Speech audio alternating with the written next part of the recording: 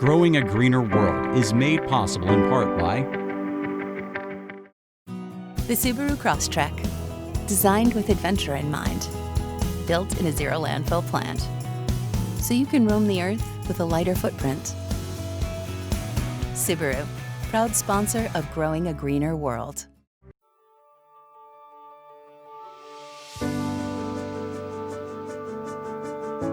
I'm Joe Lample.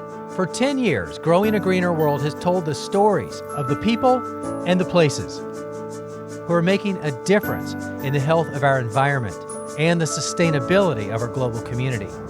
But as we embarked on our 11th season, life changed overnight. So many things we took for granted would never be the same again. Now it's up to each of us to take a more active role in not just saving our planet, but making it better. Feeding our families with organically grown food, conserving vital resources, protecting natural habitats, starting in our own backyards. Growing a greener world. It's still our mission, and it's more important than ever.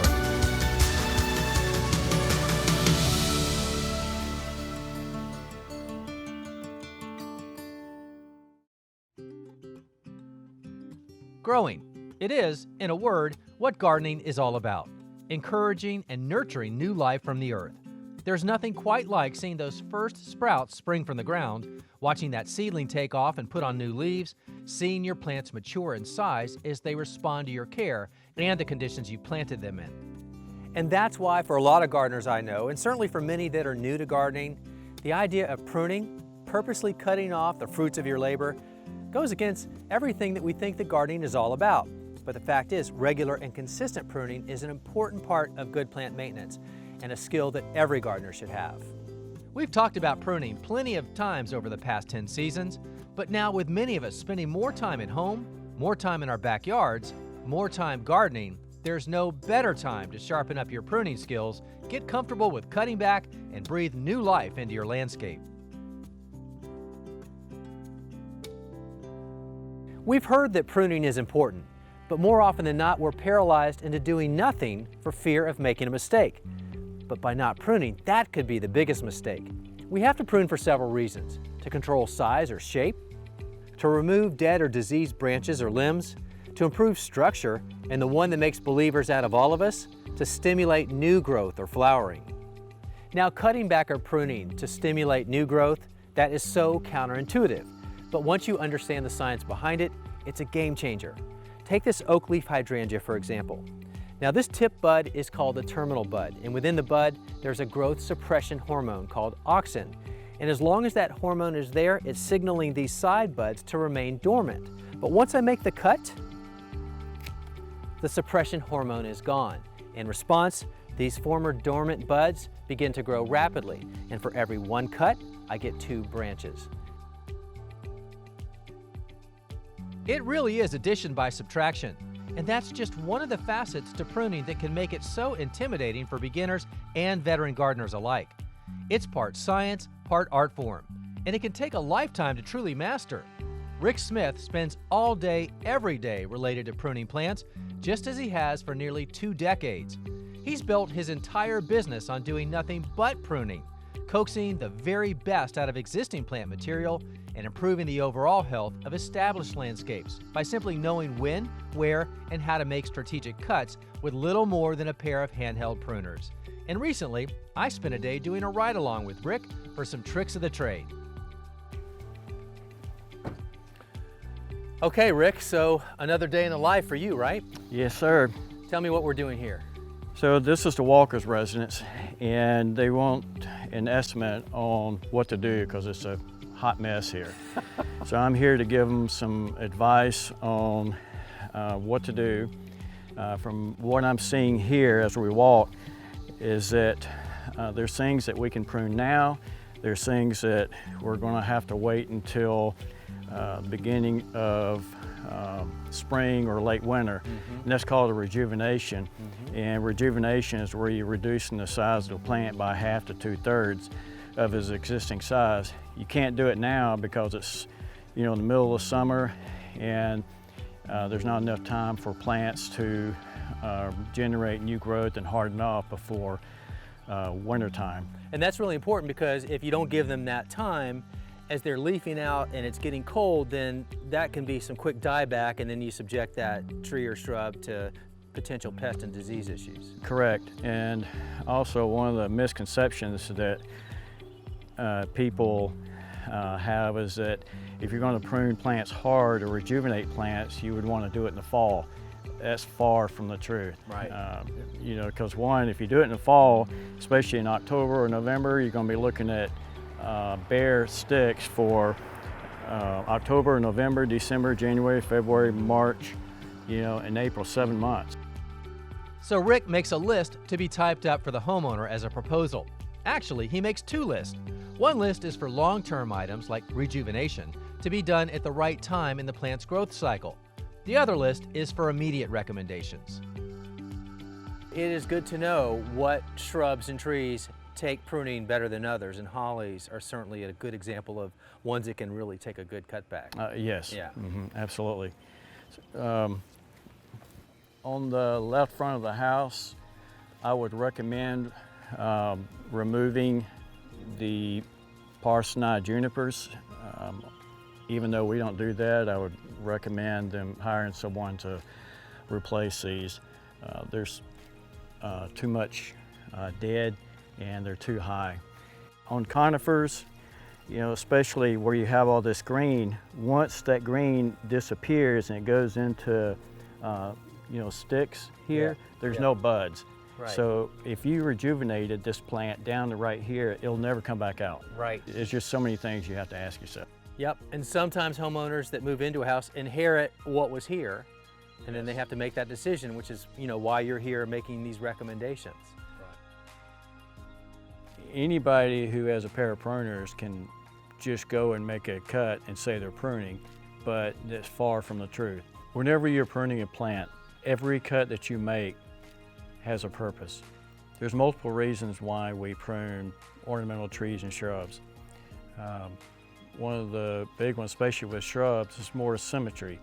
That's where a balance results to beauty. Also containment. You want to prune to where you keep a particular plant contained in its spot so that way it doesn't outgrow it.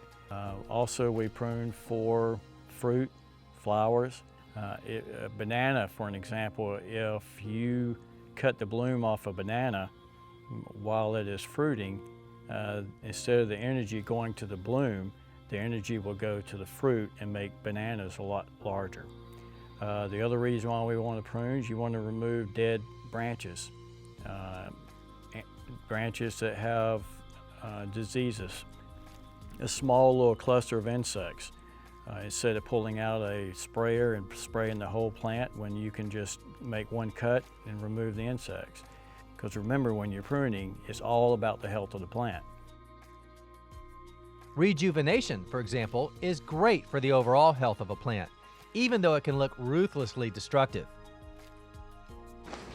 Miss Walker, come on over here. Let me show you what I mean by rejuvenation. All right. On this New Point holly right here.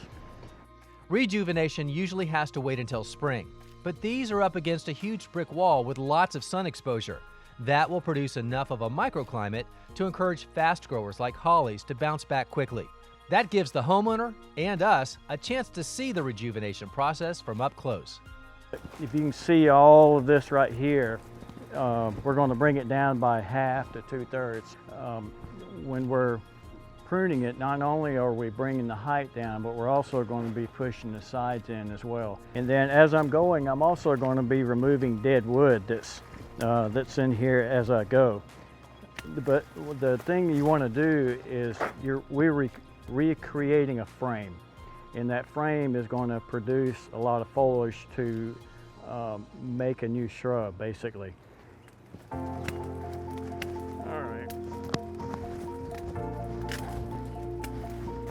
So you got all this dead here, and all this dead is because the plant has been sheared so long. Shearing is where you're using a mechanical or hand, where you're going like this. You see all these straight cuts right here? Mm-hmm. This is where it creates so much shade that the foliage is so thick, sunlight can't get into here, so it starts pretty much burning back all the foliage because it can't get any light, and you just end up becoming a dome, and that's the reason why we're doing this. So pruning keeps it healthy. Yes.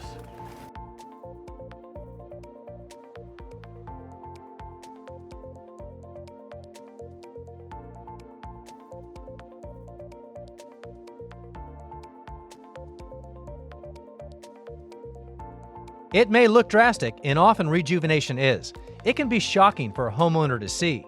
But in matters of weeks, these needlepoint hollies will have bounced back with new growth, look far more in proper proportion, and be healthier plants too.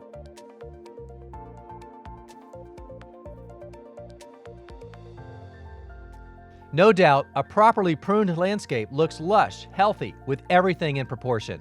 Our next stop is a property Rick's been maintaining for years, and the difference is obvious. Well, Rick, this property looks great. I can tell that you have spent a lot of time here. Yes, sir, and it takes a long time to get it to look like this, but once it's like this, it's easy to stay like this. Right. The needlepoint hollies here, for an example, we rejuvenated earlier. This is an example of what it's going to look like with new foliage on it. It only takes a month and a half, 2 months.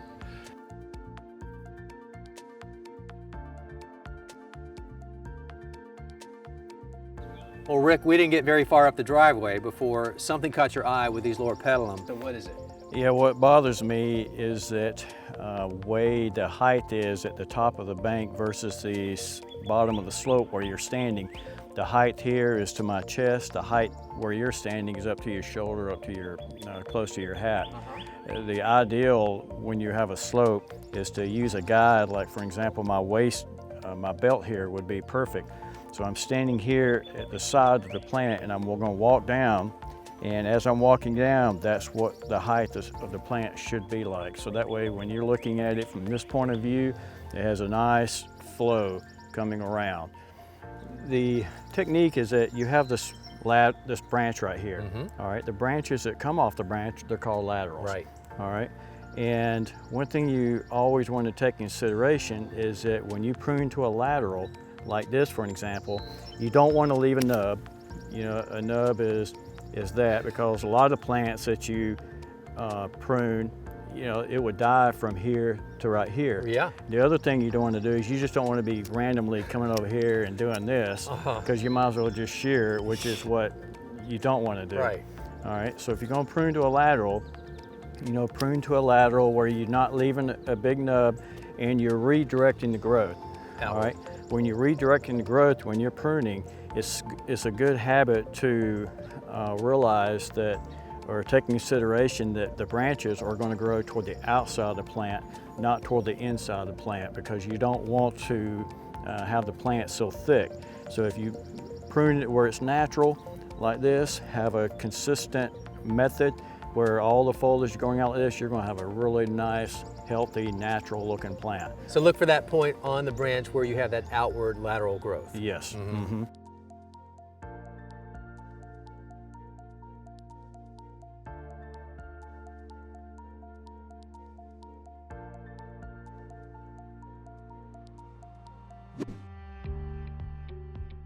As with any other gardening task, the right tool for a job like this is essential, and I certainly have my favorites. Now, pruners come in two basic styles. Bypass pruners that work very much like scissors, where you have a very sharp blade that passes by a hook. Now, this isn't a bladed section, but it cuts cleanly through live tissue, and that's when you want to use bypass pruners, through live tissue. Now, the other type of pruner is called an anvil pruner. Anvil pruners are used to cut with dead wood because it has a blade that lands onto a plate and it basically crushes what's between it. So an example of that would be dead wood and an easy cut. Now, anvil pruners are wonderful for dead wood, but you would not want to use anvil pruners on live tissue because it crushes. It can cause damage to the remainder of the live plant, and you don't want that. Now, I could use bypass pruners to cut into dead wood, but it doesn't cut as well. It's harder and it's not as clean. But you never want to use anvil style to cut live or new tissue because what's remaining won't be a clean cut and it will expose it to pests and diseases. So you always want to use your faithful bypass pruners to make that clean cut. Just a little pruning practice can help every gardener feel more comfortable as they attempt to tame those plants and shrubs that may have gotten a little out of control. That newfound confidence might even have you looking at the largest plants in your yard with an eye toward downsizing. But be careful, that can lead to one of the biggest pruning problems out there. One of the largest mistakes that I see is people topping trees. In the world of horticulture, that's taboo. There's a few reasons why you don't do that. One, it's definitely not healthy for a tree. Two, it's a safety issue.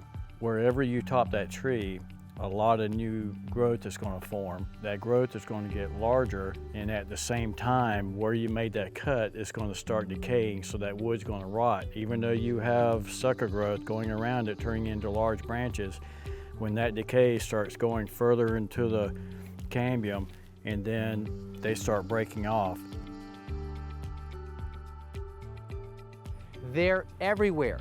Trees disfigured and dying from years of abuse. Known as tree topping, it's the most harmful tree pruning practice known. Yet despite more than 25 years of spoken and written information by countless other like-minded professionals, it remains a common practice.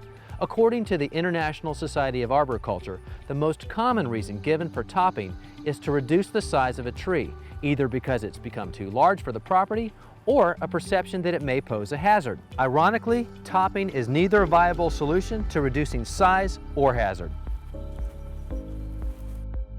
When a tree is topped, up to 100% of the leaf-bearing crown is removed. And since leaves are the food source for any tree, the absence of the leaves can lead to temporary or even permanent starvation. As a defensive action, the starving tree responds by rapidly sending out multiple shoots from latent buds below each cut. This action is the tree's survival mechanism to put out a new flush of leaves as soon as possible. But if the tree doesn't have sufficient stored energy reserves to respond in this way, it will seriously harm the tree, even leading to its premature demise. As new shoots grow to desperately replace their food-making factory, they do so rapidly, sending up numerous water sprouts. In some species, these new shoots can grow up to 20 feet in a year. Trees will grow back rapidly, and they don't slow until they reach about their original size. The new growth that rapidly ascends from latent buds just below each cut is only anchored in the outermost layer of the parent branch. These weak attachments will never have the structural integrity of the original branch and can break off easily, even years later, when they are large and heavy. When the occasion arises and it becomes necessary to modify the height or spread of a tree, consult or hire a professional arborist. An arborist will determine the type of pruning that is necessary to maintain and improve the health, appearance, and safety of your trees. Certified or professional arborists won't use tree-damaging spikes unless they're removing the tree completely. They won't list tree topping as a service in the phone book, and they'll never recommend it to you as a solution because it's not.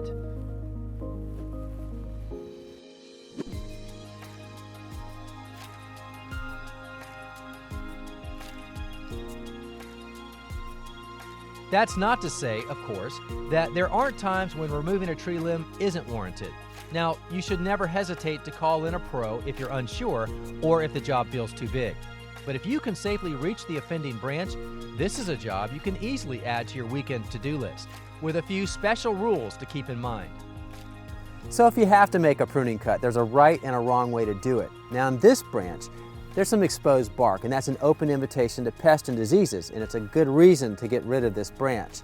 But let me show you some common mistakes. A lot of times people will go out a few inches and cut all the way through. There's two problems with that. First of all, you leave a nub. Nubs aren't good because trees don't have a good way of healing themselves with nubs. There's a flare here along the trunk. That's called the branch collar. That's what you're after, and that's where you want your ultimate cut to be. Now, when we go out here and we take that nub and we cut all the way through, the other problem with that is that the weight of the branch eventually is going to break away from the cut. And as it breaks away, it takes with it the underbark.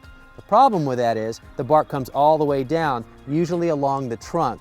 And now we have that problem again of exposed bark, more pest and disease issues. So let me show you the right way to do it, and it's called a three-step cut. The first cut is about 6 to 12 inches out from the trunk. and it's from underneath, about 1/3 of the way up. Cut number 2, a few inches out from that. Now when you go all the way through this time, as the branch breaks away, the bark will go with it, but it will stop at that undercut. That's the whole reason for that undercut. Now you have this stub, and that's okay because we're about to remove that. Here we come back to the branch collar, and again, that's that flared area. Now as we cut all the way through this time and it breaks away, there's not enough weight to cause a big tearing problem. It'll be a clean break.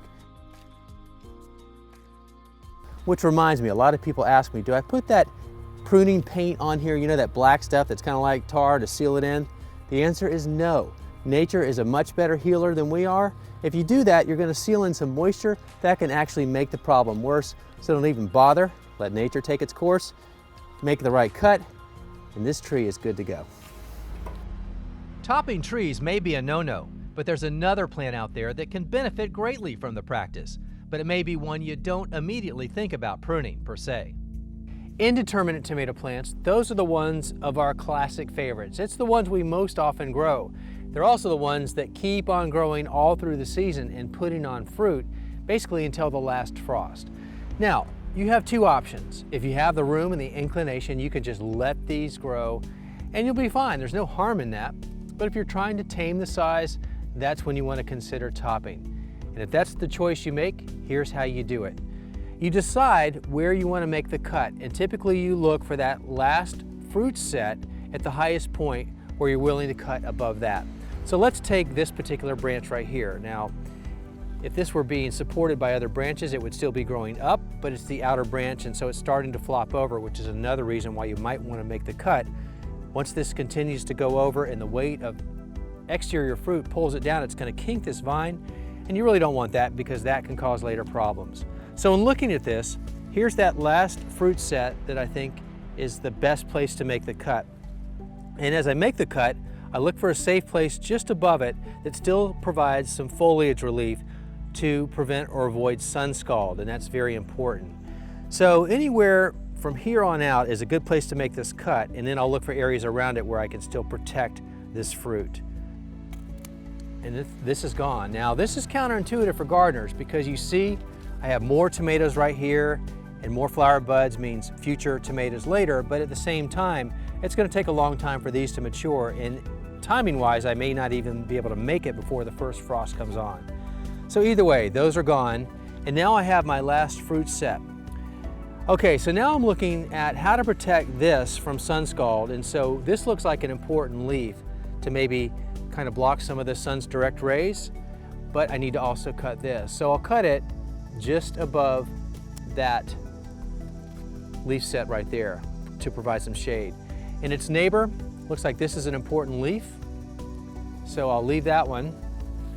Okay, that looks a little more tame and about all I'm willing to cut at this point. But the other benefit of making those cuts is that for every one that you make, you basically have a new plant. If you want to stick it in a glass of water in a couple weeks, it'll have enough roots to stick it in the ground. But what I do, I take the cutting and I stick it directly into the ground and just keep it watered. It's a great way to propagate some of your favorite varieties. But either way you want to go, if you've got the room, just let it go. But if you want to control its growth and size, go ahead and tame it with a little bit of topping.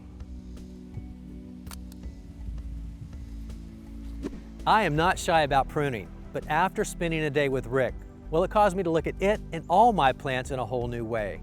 And I understand that pruning can seem counterintuitive to cut back all of that growth we've worked so hard to produce, and yet pruning is one of the most important tools we have in our arsenal for not only promoting new growth, but the overall health and beauty of nearly any plant in our landscapes and garden.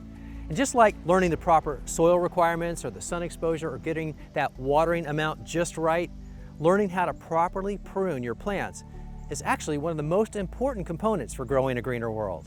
And if you'd like to learn more about what you saw today, we'll have that information on our website under the show notes for this episode. And the website address, that's the same as our show name. It's growingagreenerworld.com. Thanks for watching, everybody. I'm Joe Lample, and we'll see you back here next time for more Growing a Greener World.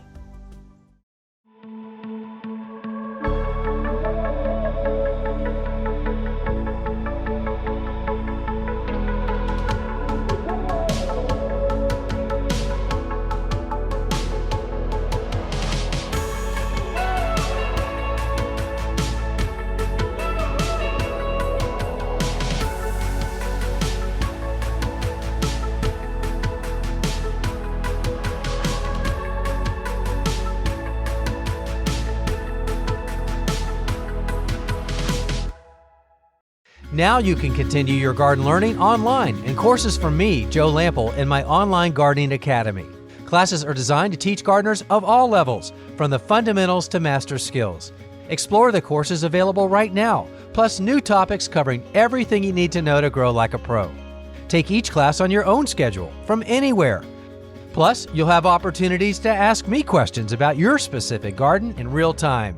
Go to joegardner.com/learn for details today.